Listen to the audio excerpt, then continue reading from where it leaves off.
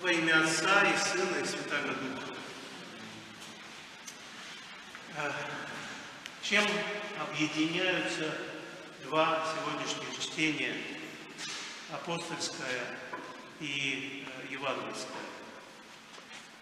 На первый взгляд, казалось бы, ничем, но слушая сейчас эти два отрывка, я услышал, что и тот, и другой, в том и другом звучит мысль о верности. В первом случае о верности каким-то узким, близким отношениям с близкими людьми, верности супружескому, верность супруге или супругу, а во втором случае верности призванию, верности слову, иногда вот так, кульбитом таким, по крайней мере, чтение сегодняшнее заставляет задуматься, что есть верность слову.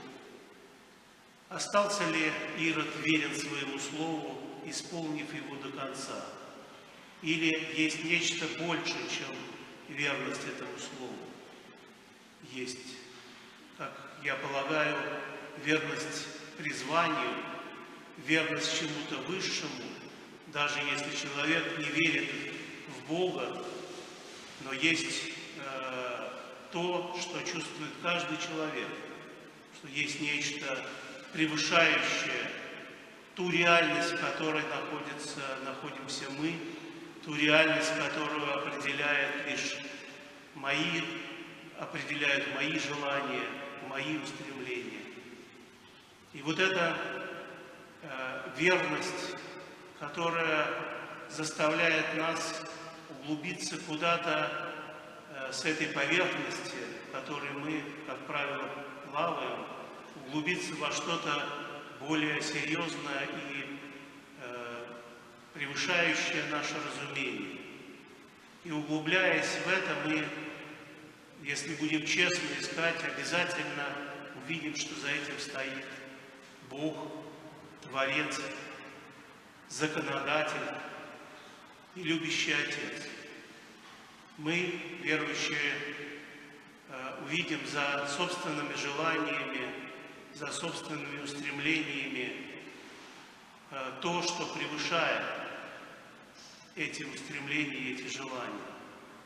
И тогда, если мы останемся верными, то мы сможем перерасти собственное «я», открыть то существо, которое задумал Господь и которое Он даровал каждому из нас. И вся жизнь наша – это познание этого существа, божественного творения, выпущенного в этот мир, чтобы что-то в нем сделать. Найти свое призвание, остаться верным Ему. Вот путь человека в этом мире, а иначе все становится совершенно бессмысленным.